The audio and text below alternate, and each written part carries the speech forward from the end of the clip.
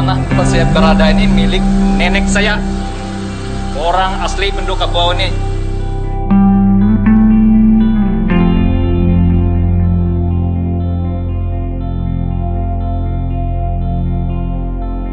Begitu saya cek tanah yang saya miliki itu, ternyata saya lihat Pak kemarin itu sudah digarap dan digusur.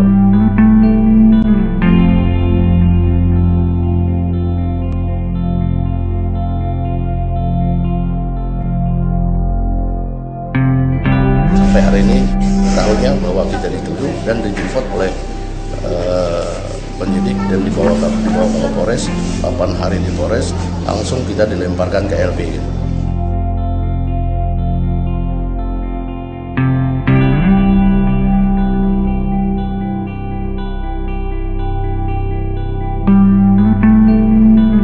Nuntutnya saya yang pemilik asli, orang putra daerah sini. Gitu loh. Di penjara kemarin tidak jelas karena perbuatan tidak menyenangkan. Padahal awalnya mereka lah yang membuat masyarakat sini tidak senang. Masuknya tidak terbuka, ngetoknya tidak sepuluh nuwun, tidak permisi, tidak assalamualaikum. Ngetoknya pakai bulldozer, ngetoknya pakai ABRI, Brimob, TNI. Ya.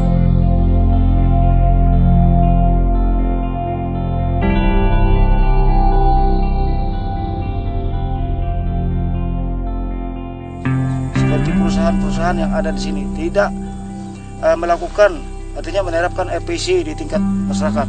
Karena apa? Mereka itu selalu babi buta, tidak mendapat persetujuan dari masyarakat dulu. Mereka selalu menyeruput masuk.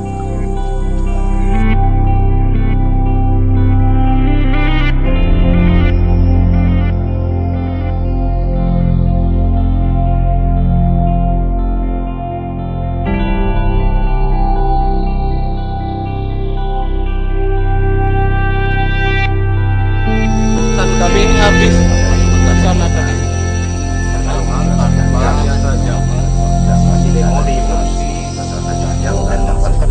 Nanti kami bilang silakan aja yang penting dalam masyarakat saya biar tidak ada Tergarap oleh perusahaan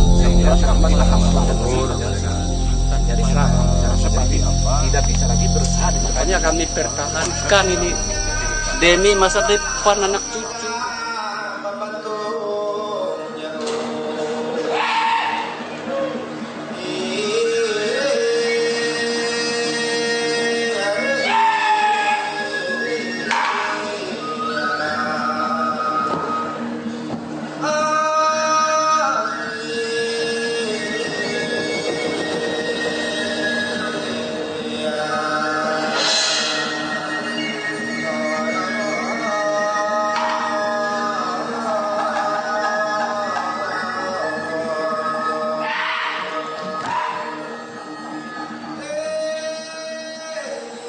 Di Kalimantan Tengah sekarang ini sedang terjadi perampasan lahan, wilayah kelola masyarakat, lahan adat, wilayah hutan adat, dan juga kawasan hutan.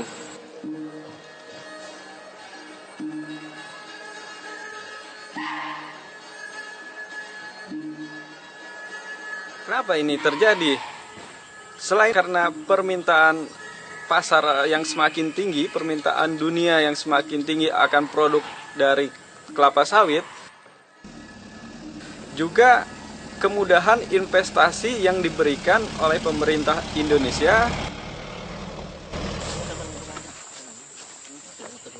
Berikut juga pihak keamanan, dalam hal ini kepolisian dan TNI, untuk istilahnya menjaga investasi mereka dengan berbagai cara. Mereka akan mengkriminalisasi warga yang menolak lahannya itu untuk dijadikan perkebunan kelapa sawit. Padahal ini cara-cara pemaksaan seperti itu melanggar HAM dan merampas hak-hak warga, hak-hak masyarakat, merampas lahan mereka, merampas tanah mereka, dan juga hidup mereka. Sabar Bu. Udah,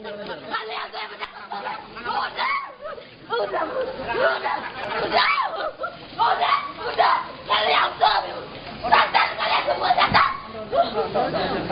Datang. Pokoknya kalian polisi yang kurang ajar. Sabar Bu. Aku nggak terima. Pokoknya polisi itu aja perusahaan. Polisi itu aja perusahaan. Polisi itu aja perusahaan, tau lah. Aku nggak terima. Mobilku tuh nggak salah. Aku nggak terima. Aku nggak terima. Sama dengan jaksa hakim itu sudah coba oleh BT Kerobokin. Makanya kemana-mana jatuhkan hukuman. Sementara suamiku nggak bersalah. Allahnya yang membalaskan. Aku nggak terima. Pokoknya polisi itu datang. Anjing perusahaan. Nah, selain dari dampak kerusakan lingkungan, kita tahu bagaimana praktek perampasan tanah yang dilakukan oleh perkebunan sawit itu melahirkan pelanggaran HAM dan kriminalisasi yang dilakukan oleh korporasi kepada masyarakat.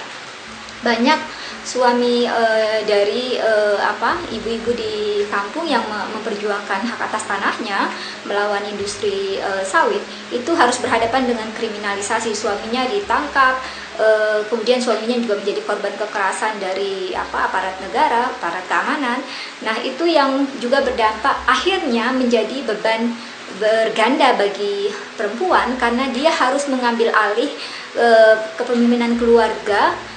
Tulang punggung keluarga harus beralih pada perempuan yang selama ini juga memiliki peran-peran domestik yang dilakukan selain sebagai ibu rumah tangga. Artinya di situ ada beban berlebih akibat dari suaminya harus ditahan oleh aparat keamanan atau mendapatkan tindak kekerasan dan pelanggaran HAM.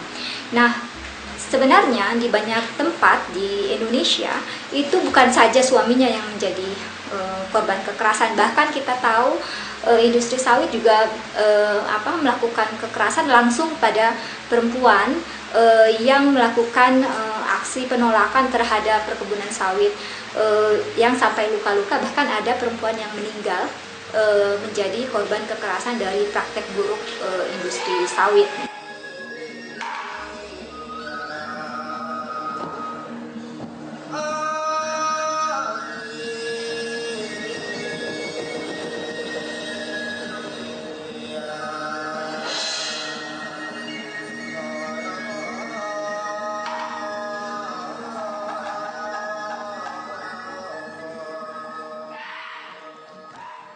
Bicara tentang perkembangan kelapa sawit di Indonesia, saat ini tidak hanya menggunakan wilayah hutan dan sebagainya, tapi saat ini sudah merambah ke wilayah pangan masyarakat. Nah, ini kalau jika tidak dibuat rambu-rambu, maka Indonesia yang dianggap sebagai negara yang kaya akan pangan, akhirnya saat ini akhirnya menjadi krisis pangan gitu kan.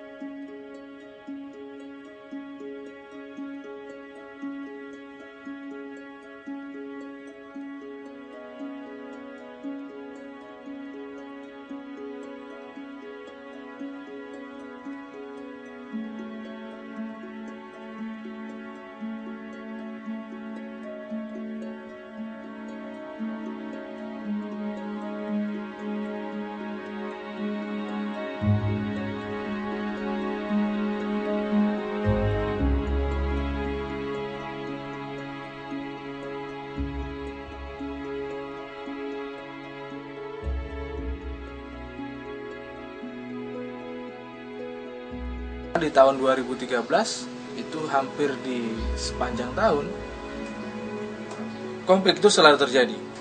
Di tahun ini, tahun 2013, sudah setidaknya ada 2 perusahaan yang dibakar massa.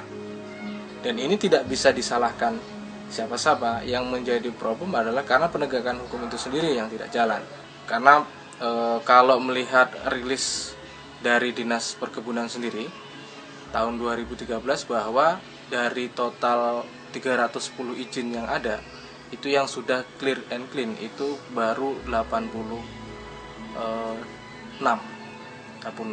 perusahaan, sehingga bisa dipastikan sisanya sekitar 200-an lebih itu tidak memiliki kelengkapan.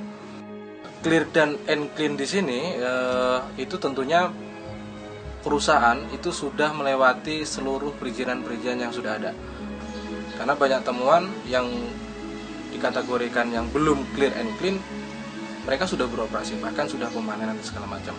Sebenarnya kalau secara instrumen tidak ada yang kurang, namun yang menjadi problem adalah kemauan dari penegak hukum itu sendiri untuk menegakkan ini.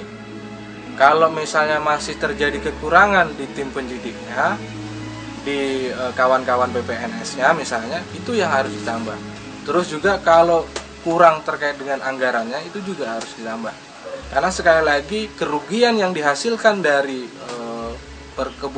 perusahaan perkebunan besar yang tidak clear and clean tadi secara daerah itu juga tidak akan mendapatkan manfaat. Bahkan negara ini juga mengalami kerugian karena mereka merambah hutan seperti itu. Jadi tidak ada alasan lagi sebenarnya kasus-kasus yang ada ini tidak dibidik.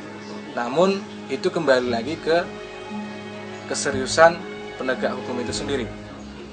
Sehingga kalau tidak ada penanganan hukum secara serius, maka bisa dipastikan di tahun 2014 itu akan meningkat eskalasi konflik yang ada di Kalimantan Tengah.